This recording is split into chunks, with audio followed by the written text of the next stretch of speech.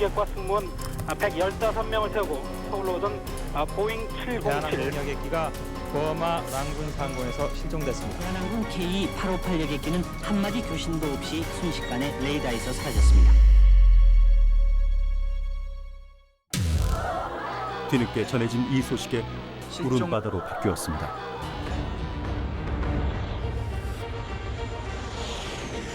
칼858기는 안다만 해역에 추락한 것으로 보입니다. 북한 공작원이란 김현희가 잡혔고 정부는 추락 원인을 폭탄 테러로 단정했습니다. 9시간 후 폭발하는 스위치를 동작시켰습니다. 직접 조사를 맡았던 민간 조사관은 지금까지 알려진 것과 다른 충격적인 증언을 했습니다. 안기부가 폭파범인 김현희의 행적을 사전에 알았다고 말한 것입니다. 이상한 움직임들이 있다, 이상한 애들이 돌아다닌다라는 것들은 캐치했을 거라고 봐요. 115명이나 희생된 엄청난 사건이었지만 발생 열흘 만에 수색을 포기한 겁니다. 칼858기 유족회가 궂은 날씨에도 사건의 진상을 밝혀달라는 기자회견을 열었습니다. 단 한 구의 지신만이라도 착대해달라고 32년 동안 절규했습니다. 대구 MBC 특별 취재단은 지난해 6월 미얀마를 찾았습니다. 넓은 바다에서 칼858기를 찾는 일이 과연 가능한 일일까? 취재진의 무모한 도전은 이렇게 시작됐습니다.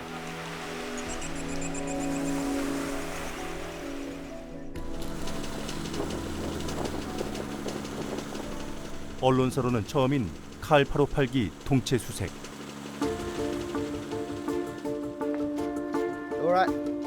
목표 지점에 도착하자 바로 특수 수중 카메라를 바닷속으로 집어넣었습니다.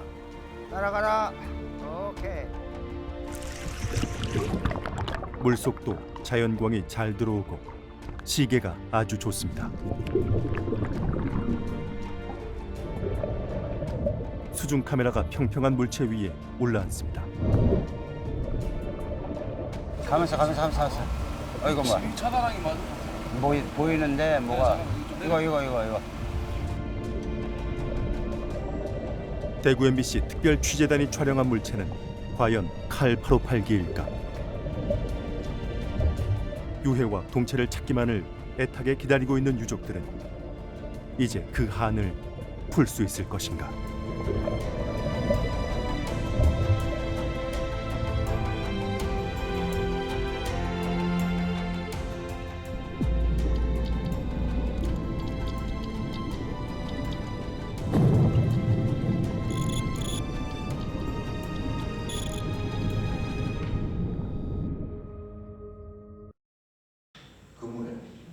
마지막에는 그물에 걸려 저 화면을 찍기 전에는 마지막에 그물이 걸려가지고 오랜 세월 그토록 갈망했던 칼858기 동체와 처음 마주하는 유족들. 몇 번 걸렸어. 쪽이 남아있다. 이런 날만을 꿈꿔왔지만 정작 현실로 다가서자 실감이 나지 않습니다. 야, 이거 꼭 찾아야 되겠다. 진짜. 그렇게 사건의 진상 규명을 위해 노력했던 유족회 지원단도 함께했습니다. 그 부분이 손에서 거기에 그 시절 남바가 있고 그게 좀 나올 거 아니야. 그러니까 그것도 가서야 된다. 만약에 이제 화물칸에서 됐다 그러면 우리가 추정할 때는 이제 다 녹이 나서 흐트러진 줄 알았는데 너무 그대로 원형이 그대로 있다는 거, 부식 안 되고 항공기 재질이 저렇게 아주 방부 처리가 잘 돼서 오랜 세월이 흘러도 저렇게 큰 부식이 없었다는 것. 승객되면 숫자 다시 하고 이런 수직 꼬리 날개가 보일 정도로 동체가 온전하단 말에 희망이 살아납니다.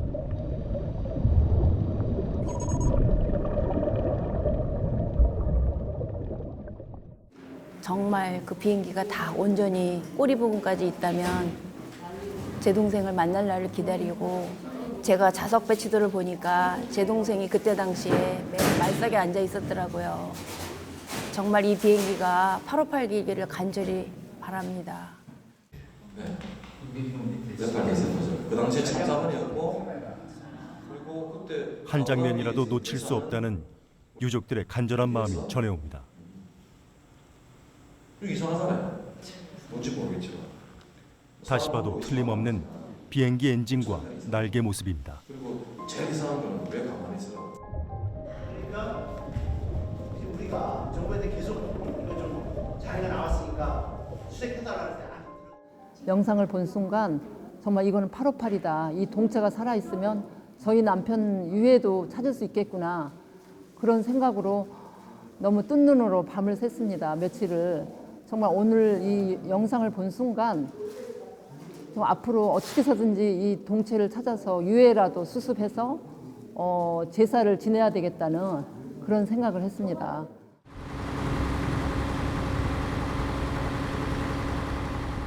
대구 MBC 특별 취재단의 수색단장인 해난구조 전문가 이종인 씨. 내셔널 지오그래픽과 같은 세계적인 제작사들과 해양 다큐멘터리를 함께 만들었습니다. 수중 촬영 경험도 많아서 수심 200m 해저에 침몰한 2차 대전 때 일본 군함도 찾았습니다. 야. 칼 858기 추정 동체는 수심 50m 정도의 해저에 있었습니다. 따라가라. 오케이. 완전 다이빙 벨이야. 촬영 당시 햇빛이 바다 바닥까지 잘 비춘 데다 파도까지 잠잠했습니다.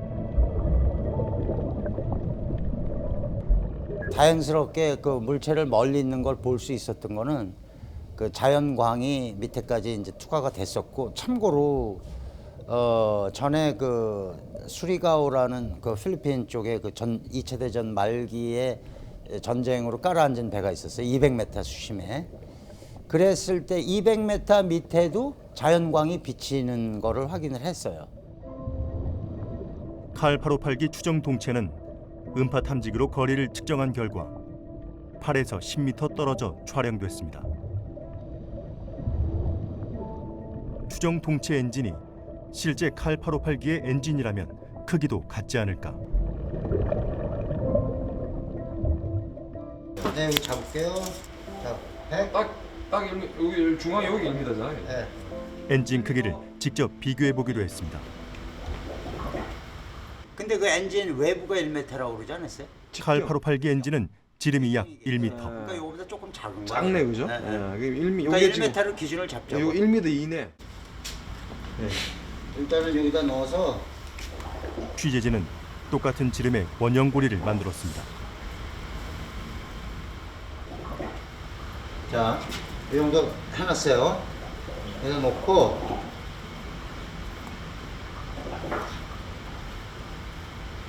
저쪽하고 지금 거리가 한 8m 되거든요. 네. 그러니까 8m 거리에서 눈에 보이는 크기가 얼마인지 그걸 한번 알아보려고 그렇죠. 이걸 담그는 거예요. 네. 자,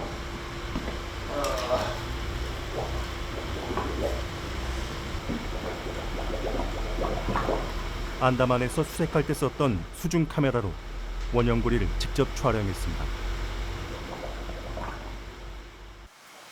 작게 나오네.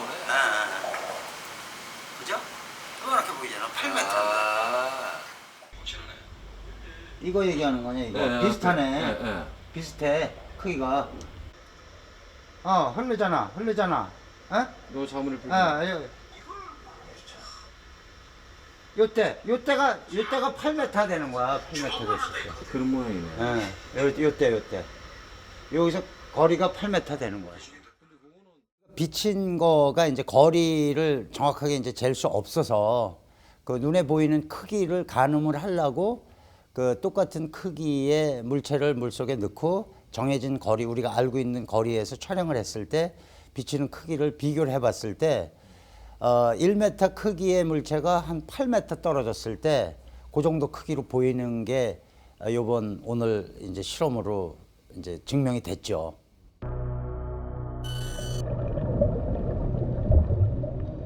칼 858기 추정 동체의 엔진과 실제 858기의 엔진의 크기는 같다는 결론에 이르렀습니다.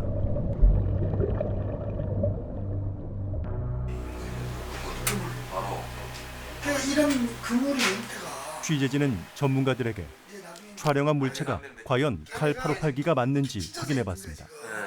그러니까 안에가 연료 이렇게 통이 그림에서 보면 전체적으로 뒷부분에는 약간의 항공기 엔진과 날개가 이렇게 붙어 있는 듯한 그림이 있고, 또 가까이 당겨진 거는 이렇게 날개 끝이 이렇게 날개의 한 단면이 절단이 돼가지고 거기에 이렇게 연료 탱크의 그 에어 포일이라는 면이 보이는 것 같습니다.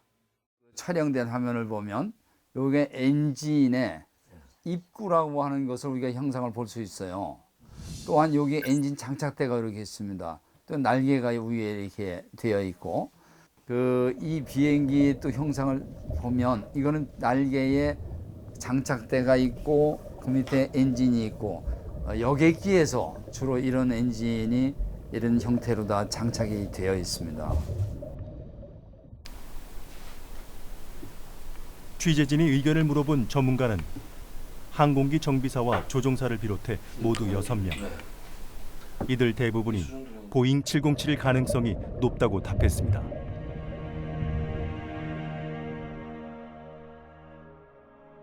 칼 858기는 보잉 707 기종으로 양날개 2개씩 모두 4개 엔진을 가지고 있습니다. 이번에 촬영된 물체는 왼쪽 날개와 바깥쪽 엔진으로 추정됩니다.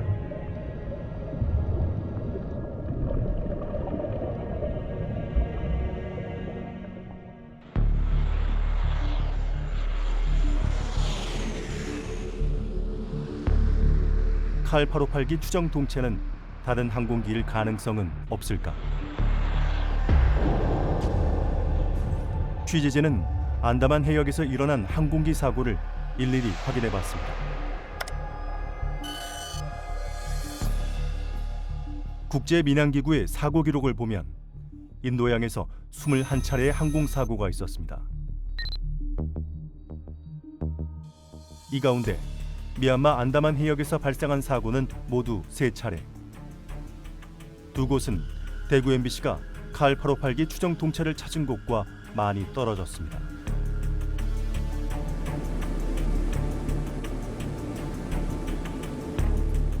대구 MBC가 추정 동체를 촬영한 지점은 바로 858기 항로 아래쪽 바다입니다. 1990년 3월 태국 어선들이 칼 858기 잔해를 건진 곳도 대구 MBC가 촬영한 곳 부근입니다. 터빈 엔진, 이러한 형태의 날개를 갖고 이러한 형태의 엔진을 갖고 이러한 형태의 비행기가 추락한 것은 사실 찾을 수가 없습니다. 그렇다면 이 비행기는 분명히 그 707 K 대한항공 858편 그 비행기라고 믿을 수밖에 없는 그런 상황입니다. 대한항공 858편의 동체 파편이 거의 2년 반이 지난 뒤에 미얀마 근해에서 발견이 됐습니다. 미얀마 앞바다에서 인양된 칼기 동체 부분에는 태국 어선들이 안다만 해역에서 칼 858기 동체를 건져 올렸습니다. 글자가 선명했습니다. 또 승객의 휴대폰으로 보이는 여행 가방도 있었습니다. 올림픽 엠블럼과 영문으로 쓴 서울 1988이란 글씨가 선명합니다. 보조 날개와 주 연료 탱크와 같은 부품들도 인양됐습니다.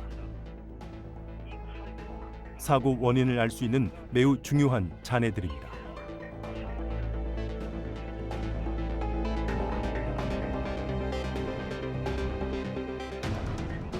승객 휴대폰과 여행 가방, 옷가지들도 나왔습니다. 하지만 정부는 이해할 수 없게도 이 동체들이 나온 곳을 수색하지 않았습니다. 정부가 수색하지 않았다는 것은 하여튼 우리가 자료를 통해서 또 여러 가지 저희도 자체 조사를 통해서 확인을 했습니다. 특히 눈여겨볼 것은 창문 4개가 있는 비행기 뒤쪽 동체입니다. 가로 8m, 세로 3m 크기의 이 부분은 승객들이 있었던 곳이기 때문입니다. 객실 선반에 폭탄을 두고 내렸다는 김연희의 말을 입증할 수 있는 중요한 잔해입니다.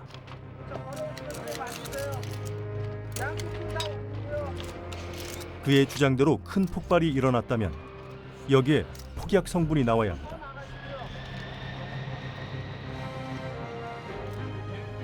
국립과학수사연구소가 감정에 나섰지만 폭발 물질은 검출되지 않았습니다. 1987년 당시 미얀마 화물선이 건진 칼 858기의 구명정에도 폭발 흔적은 없었습니다. 김연희가 폭탄을 둔 곳과 5m 거리밖에 안 되는데도 검출되지 않은 것입니다.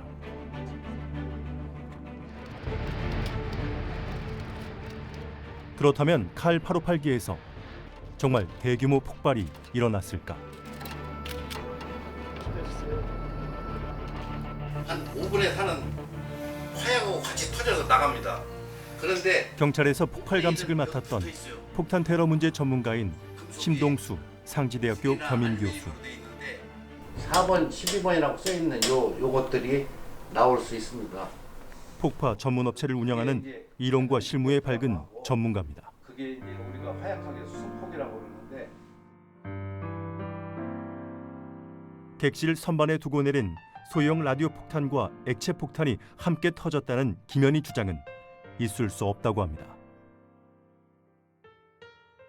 얘가 절대 터지지 않고 불만 간신히 붙는 타는 정도에 불과한 그런 현상이 나오거든요. 여기서 제일 중요한 것은 표준, 공장에서 만든 표준 폭약하고 사제 폭약하고 같이 쓰는 그런 테러는 이 세상에서 가장 멍청한 테러고, 그렇게 한 지금까지 인류가 생긴 일에 그런 멍청한 조합을 해가지고 테러한 일도 없고요.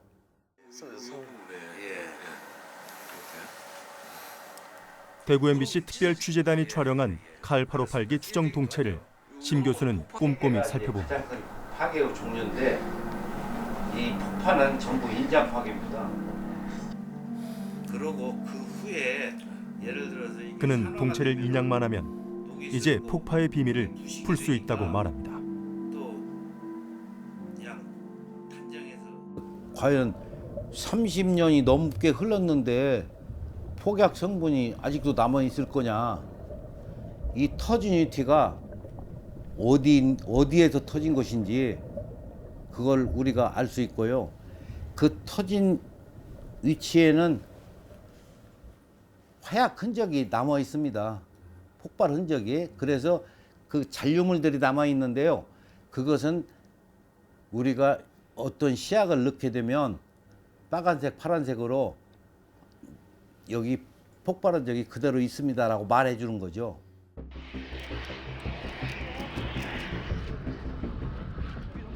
비행기 동체는 사고 당시의 상황을 그대로 보여주는 거울과 같습니다. 이 때문에 국제민간항공기구는 항공사고와 관련된 증거를 잘 보존하도록 규정하고 있습니다. 그런데 어찌된 영문인지 당시 정부는 폐기 처분해버렸습니다.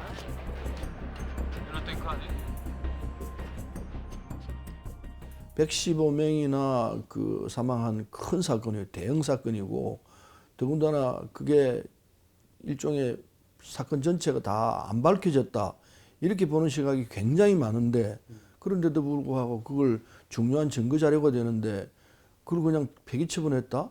이건 이해할 수가 없는 거예요. 이거부터 벌써 그렇다면 그 무슨 뭐 잘못이 있는 거 아니냐, 의심을 살 수밖에 없는 조건들이 돼요. 그게.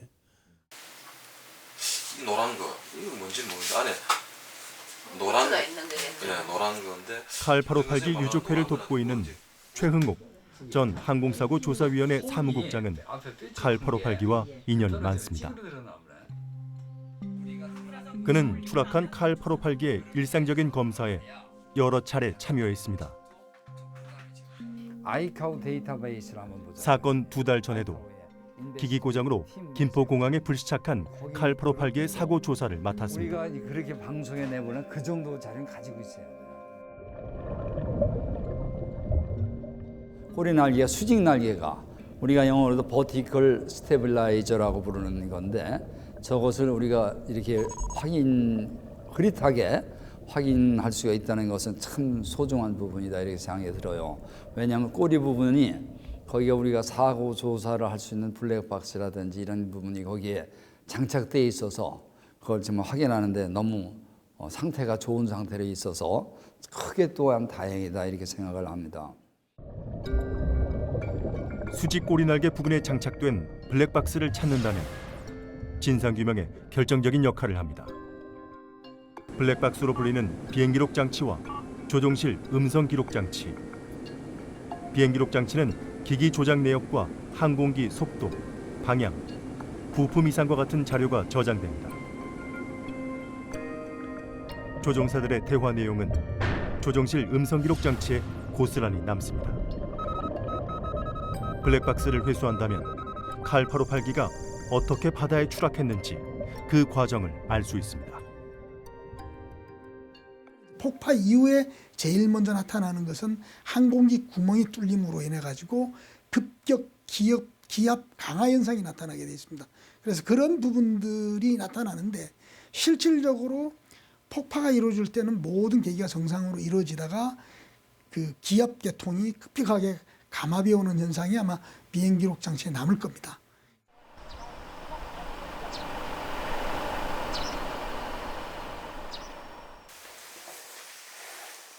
한국교통대학교 항공운항과 이근영 교수는 미국 연방 교통안전위원회 조사관으로 파견된 유일한 한국인입니다. 민항기 엔지니어로 시작해 국토교통부에서 오랜 기간 항공사고 조사를 맡았습니다.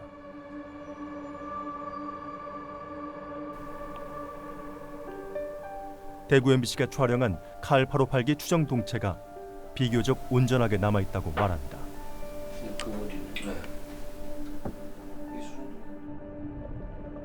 대규모 폭발로 산산조각이 나거나 바다로 수직으로 떨어졌다면 이처럼 형체가 보존될 수 없기 때문입니다.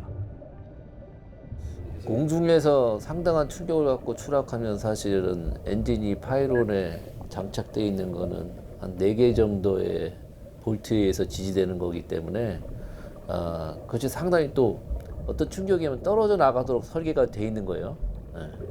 그래서 엔진이 윙에 이렇게 붙어 있다는 가정을 하면 상당히 충격은 마일드했다고 볼 수밖에 없죠.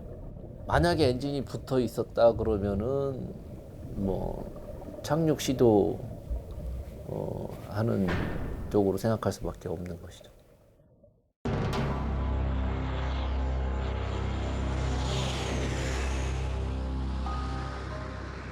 칼 858기가 대규모 폭발로 추락해 동체와 유해를 못 찾았다는 정부 발표와 많이 다릅니다.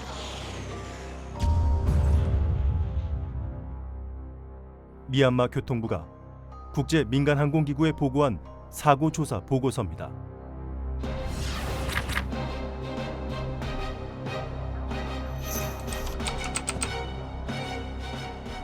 비행기가 검은 연기를 내며 바다로 떨어지는 것을 보았다는 선원의 목격담이 기록되어 있습니다.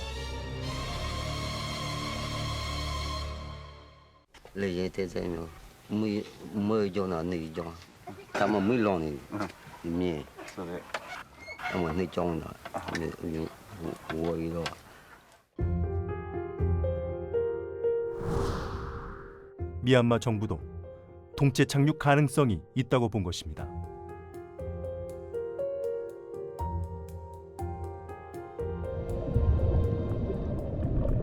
이런 사실로 미뤄볼 때 조종사들이 동체 착륙을 했을 가능성이 높습니다.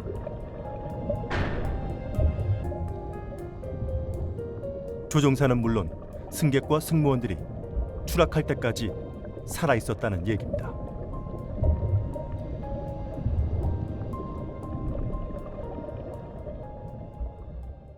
동체가 발견이 되면 유해도 발견이 될 수가 있고, 그 다음에 우리가 이제 궁금해하던 이게 뭐 어디 부분에 뭐 폭파로 떨어진 거냐, 아니면 뭐 기체 결함으로 뭐 그냥 자연스럽게 떨어진 거냐 이런 것도 밝힐 수가 있고 그 동체 안에는 사람이 적어도 100여 명이 있었었고 그 부러진 부분에 있는 사람들은 유실이 됐겠지만 그렇지 않은 경우는 이제 뭐 대부분 한쪽에 몰려 있을 거라고 생각을 합니다. 희생자들이 가족의 품에 돌아올 수 있다는 희망이 생겼습니다.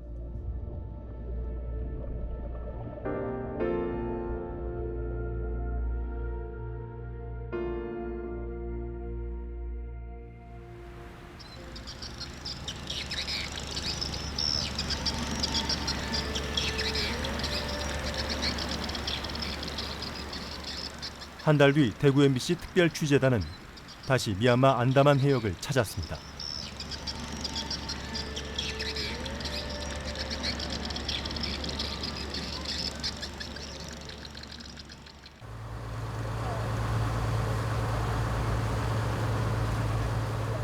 칼 858기 추정 동체들 가운데 객실로 추정되는 것을 찾기 위해서입니다.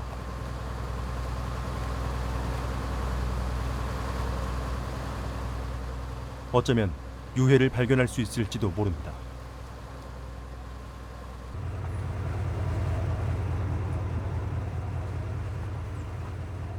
조수가 가장 약할 때에 맞춰 수색에 나섰습니다.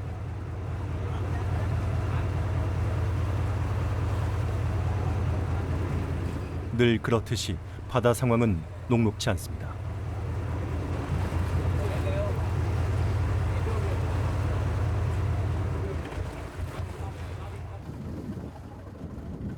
(2미터가) 넘는 너울이 취재진을 태운 배를 마구 흔들어댑니다.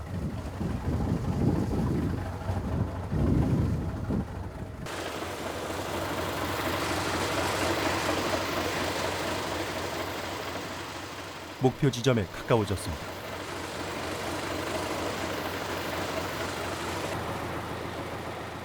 음파 측정기 모니터에 칼 858기 추정 동체가 모습을 드러냅니다.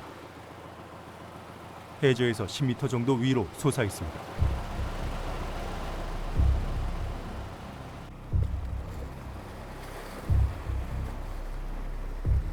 지금까지 두 차례 수색에서 가장 큰 어려움은 배를 목표 지점에 고정시키는 일이었습니다. 배가 조류에 밀려 한 곳에 멈춰 설 수가 없었기 때문입니다. 이번 3차 수색에는 이 점을 보완했습니다. 지금 현재 배를 그 물표 위에다가 중심을 잡고 그 중심에서 세 방향으로 앵커를 던져 놓을 거예요. 그래 놓고 이제 줄로 조정을 하게. 그 위에 딱 배가 유지될 수 있도록. 먼저 목표 지점 주변 세 곳에 부표를 고정시키는 작업을 합니다. 부표에 연결된 갈고리는 바다 바닥에 박히면서 단단하게 잡아주는 역할을 합니다. 배와 부표의 갈고리를 연결한 뒤 칼 858기 추정 동체에 가장 가까이 다가가는 겁니다.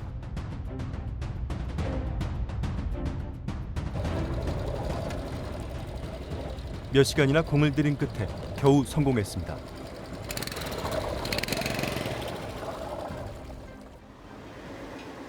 이제 남은 것은 칼 858기 추정 동체를 둘러싼 그물에 갈고리를 거는 작업.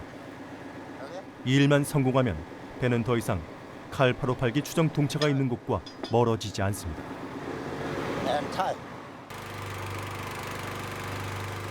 가장 어려운 작업입니다. 어때? 가까워져? 이종인 수색단장이 직접 나섰습니다. 고무보트를 타고 목표 지점으로 가까이 다가갑니다.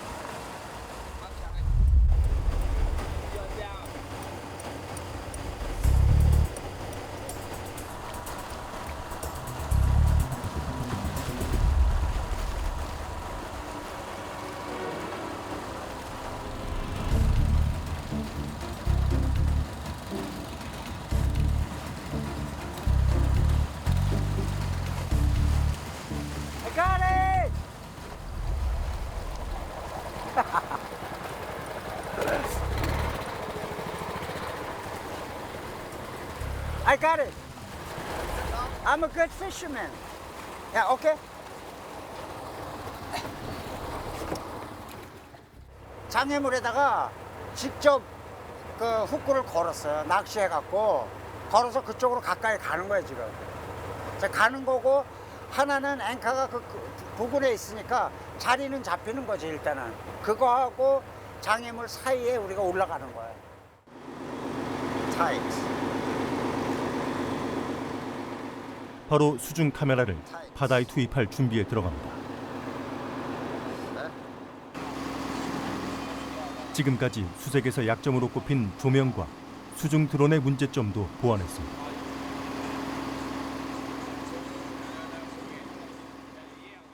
파도가 올라갔다 내려갔다 하니까 위에 떠서도 물체에 초점을 잡기가 힘들어요. 그러니까 여기다 드론이 그 행동 반경이 작으니까 드론을 여기다 의지해갖고 한 7m 정도 여유 줄을 줘서 드론이 움직일 수 있게 한번 보려고 그러는 거예요.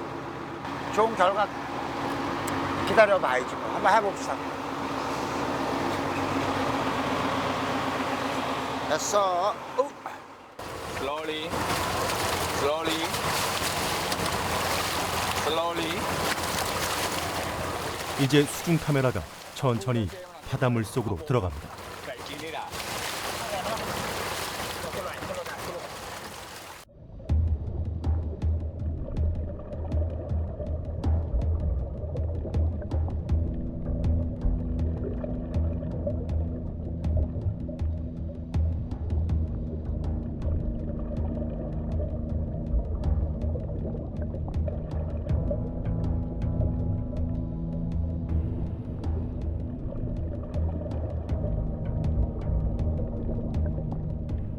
수중 카메라 틀에 매인 채 움직이는 수중 드론의 모습도 보입니다.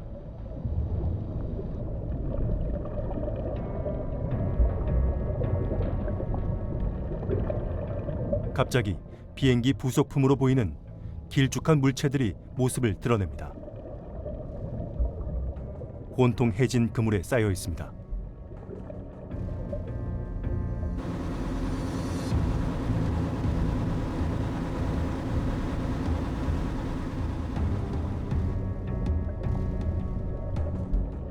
승객 안전과 관련된 물품으로 보이는 노란색 물체들도 나타납니다.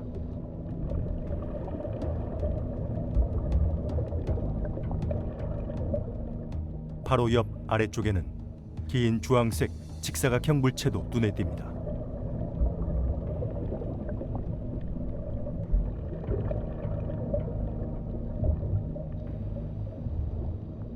해저까지 내려간 수중 드론이 위로 촬영한 영상에 매우 의미 있는 물체가 포착됐습니다. 둥근 모양의 비행기 내부 벽면과 비슷합니다.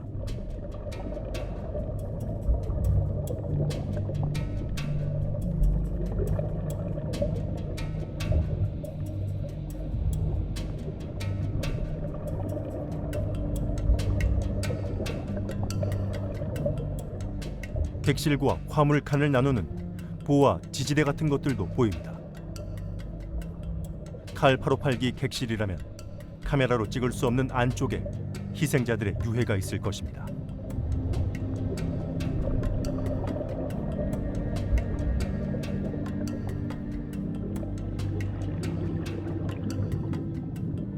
이 차 수색 때 엔진과 날개를 촬영했던 지점에 다시 수중 카메라를 넣었습니다.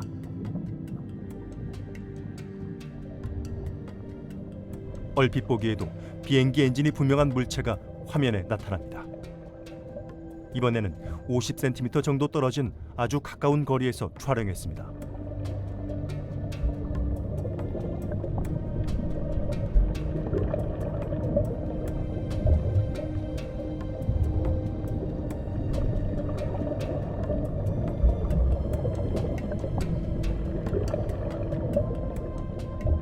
이 차 수색 때 촬영한 엔진과는 달리 날개와 떨어져 있습니다.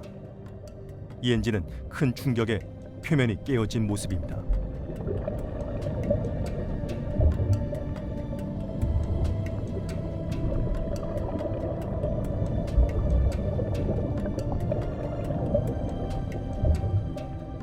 길쭉한 관 같은 모양의 물체도 눈에 띕니다.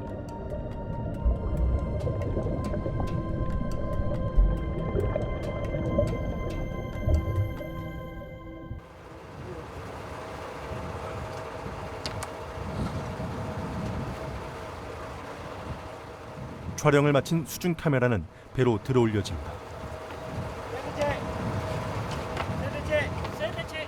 이번에도 수중 드론은 프로펠러 부분이 장애물에 부딪혀 망가져 버렸습니다. 수중 촬영을 계속하면서 새로운 동체들을 확인해 나갔지만 한계가 많았습니다. 일단 바다가 평탄하지 않았어요. 평탄하지 않을 때는 이제 파도가 있고 보통 그 스웰이라는 너울성 파도가 있으니까 카메라가 세팅이 안 되는 거예요. 세팅이 안 되다 보니까는 피사체도 제대로 초점도 못 잡고, 그다음에 또 한 가지는 전체적으로 흐르는 그 먼지가 많아서 태양광이 위에서 비치더라도 그 멀리 피사체를 잡을 수 있는 기회가 없었어요. 진짜 안타까워요. 대구 MBC 특별 취재단은 다음을 기약하며 안다만 해역을 떠날 수밖에 없었습니다.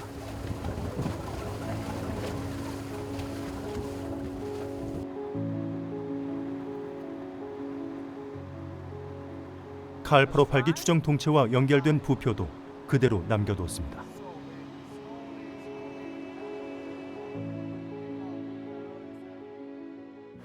세 개 중에 하나는 걷고 두 개를 남겨놓고 온 거는 모르겠어요. 또 다시 글쎄 이게 끝난 게 아니니까 또 다시 올 수 있다고 생각을 해요. 33년 만에 칼 858기 추정 동체를 찾았지만 절반에 성공입니다.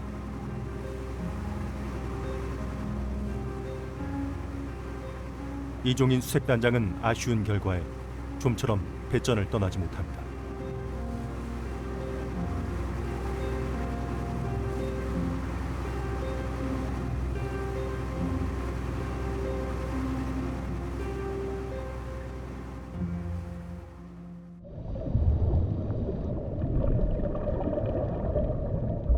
대구 MBC가 3차 수색에서 촬영한 엔진은 과연 칼 858기의 엔진일까?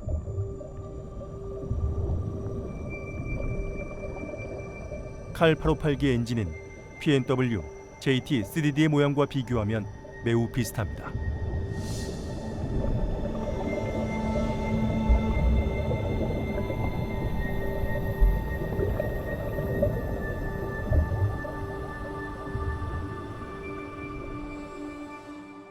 (3차로) 찍어온 영상을 확인할 때 당시에 그 대한항공이 사용했던 PW 엔진하고 모양이 제가 볼 땐 똑같아요.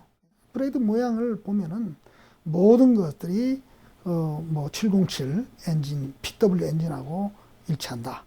그래서 이거는 뭐 의심의 여지가 없다고 저는 생각합니다. 이 사진을 가지고 707이 아니라고 만약 주장을 한다면 그런 사람들은 굉장히 항공기를 모르거나 엔진의 그 구조에 대해서 이해 못하는 사람이라고 저는 단언 지을 수 있습니다.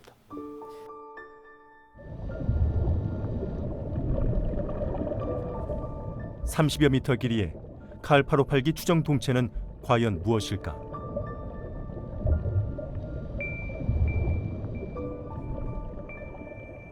동체의 외피와 비행기 안의 갖가지 구조물 들임이 분명해 보입니다.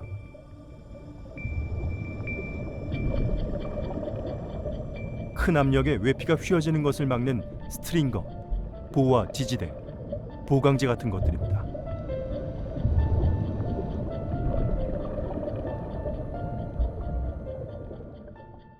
파괴된 동체의 내부에서, 그러니까 안쪽에서 볼 때 위를 바라보고 보면 이렇게 비행기에 이런 그 보강제니 지지대니 이런 것이 그 스트링거, 런저런 이런 것들이 있고 스킨까지 표피까지 내부에서 안에서 볼 수 있는 그런 것들을 우리가 여기서 볼 수가 있습니다. 항공기 안에 들어가는 여러 가지 구조물, 보통 동체에는 프레임이 있고 프레임을 연결하는 채널이 있고 여러 가지 보강재들이 있는데 항공기 안에 있는 보강재라고 유사하게 보이기는 합니다.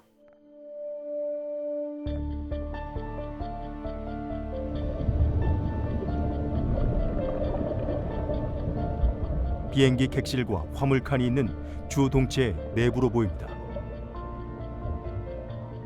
대구 MBC가 촬영한 동체는 칼 858기일 가능성이 매우 높습니다.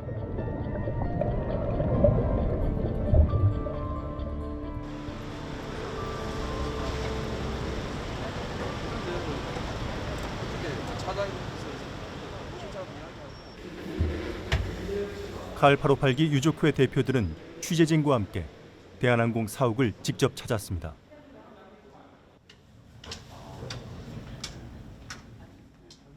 대한항공이 칼 858기 동체를 찾으려는 노력에 매우 비협조적이기 때문입니다. 네, 동행 찾아왔습니다. 어제 이제 대한항공에서 카메라 찍지 마시고요. 네.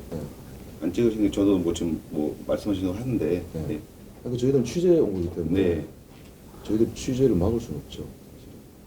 그리고 저희 가족 네. 피해자 가족입니다. 네, 네. 저희들은 네. 누구보다도 네. 언론이 찾아준 걸 이 33년간 대한항공이 못 찾아줬잖아요. 그럼 그 찾아왔으면 누구보다도 반가워하고 확인해줄 업무가 이 대한항공에 있습니다. 아, 네. 이 대한항공 예, 비행기잖아요. 예, 예. 707은. 그렇기 때문에 가족회분들이 네. 그 답변을 하실 수 있는 분을 면담을 요청하는 거니까. 네.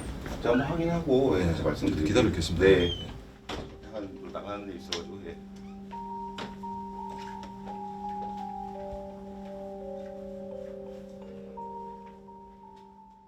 이거를 뭐 저희가 협조를 해야 될 사안도 아니고요. 동체만 만약에 확인하는 게 필요하시면은 저희 말고도 항공 관련 전문가들은 많이 있을 테고요. 그거를 저희가 다시 나서가지고 그거를 꼭 확인을 해야 될 사안이라고 보지는 않거든요. 대구 MBC가 촬영한 칼 858기 추정 동체가 진짜인지 확인해달라는 요청을 대한항공은 끝내 거부했습니다.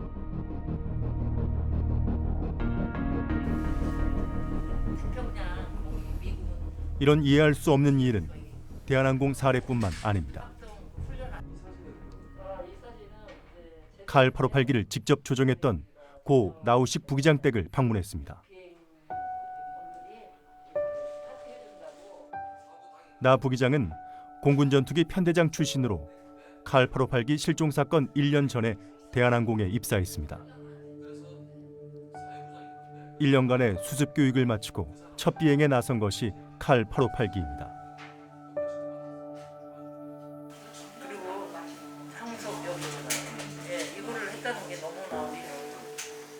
지난해 봄 부기장 부인 김정희 씨는 남편과 관련된 새로운 사실을 외교 전문에서 확인했습니다.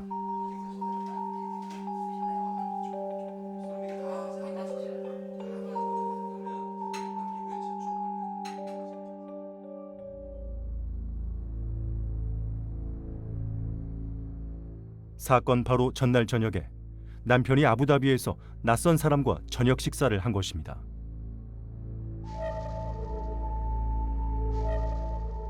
이 사람은 남편에게 항속 거리와 긴급시 통신 연락 방법과 같은 것을 물어봤습니다.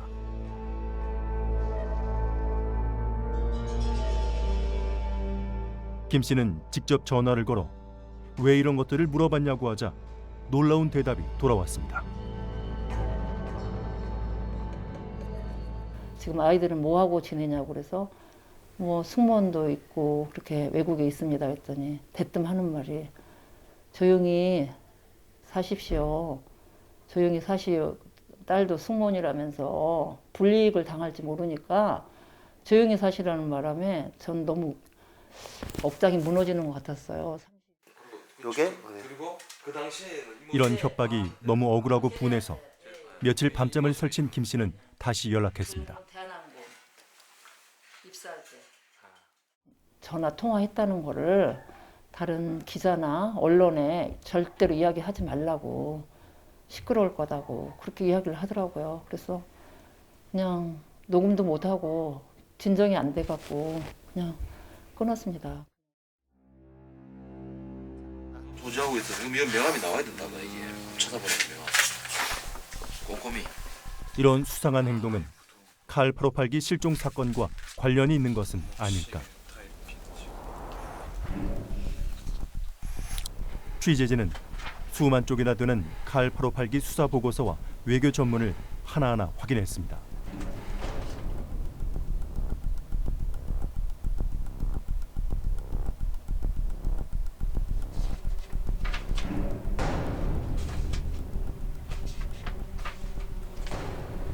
여기서 그의 이름을 발견했습니다.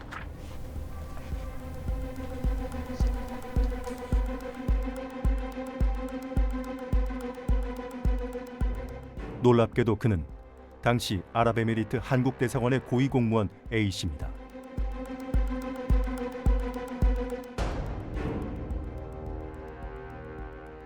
A씨는 왜 이런 비상식적인 말을 한 것일까? 너무 그저 옛날 생각을 많이 했어서 너무 그러면 가슴이 아프니까 애들 데리고 이래 다 살려면 잊어버리고 저 그래 사실이냐 안 좋겠냐고 좋듯을 말씀드린 거죠. 안기부가 애독한 전화번호를 확인한 결과 공교롭게도 A씨는 김현희와 김승일의 존재를 최초로 확인한 인물이었습니다. 칼 858기 실종 사건 직후부터 한국 대사관을 진두지휘했고 대사까지 지냈습니다. 그런데도 A씨는 자신은 별다른 역할을 하지 않았다고 말합니다.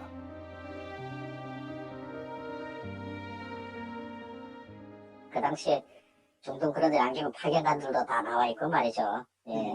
사실은 이런 일은 외교부에서 하기는 조금 적당한 일은 사실이 아닙니다. 하여튼 우리는 외교 교수면하고 이런 것 때문에 누구 추적하고 어쩌고 하는 거는 저러고 안기부 일이고 또 그때도 저 소환해가지고 것도 안기부에서 했고 다 발표도 안기부에서 했으니까.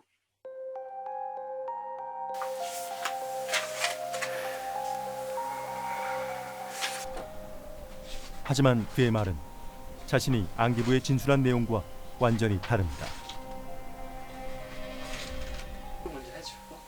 사고 당일에 김현희와 김승일을 테러범이라고 의심하고 행적을 파악했습니다. 바레인에 있는 한국 대사관 직원 B씨에게 연락해 이들의 동향까지 알아내라고 지시했습니다.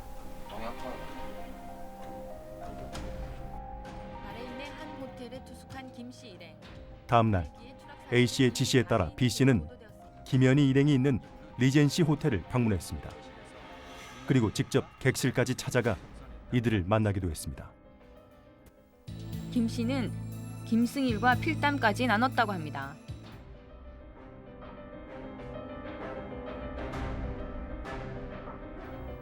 김현희와 김승일이 위조 요건에 부착됐던 사진을 보여주었습니다. A씨는 사실상 김현희 검거에 가장 큰 공을 세운 것입니다.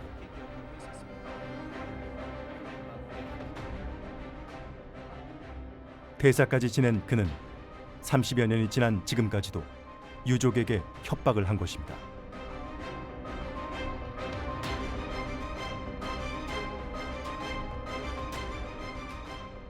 아직까지도 숨겨야만 하는 진실이 남아있는 것일까?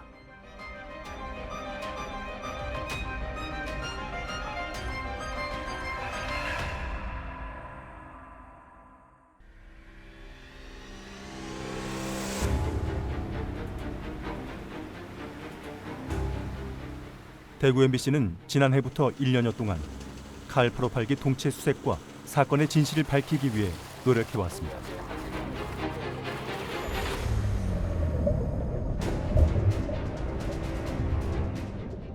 네 차례에 걸친 수색을 펼쳐 칼 858기로 추정되는 동체를 찾아냈습니다.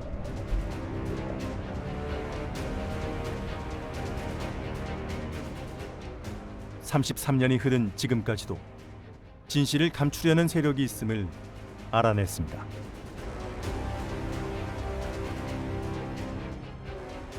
하지만 우리의 의지와 노력만으론 역부족이었습니다.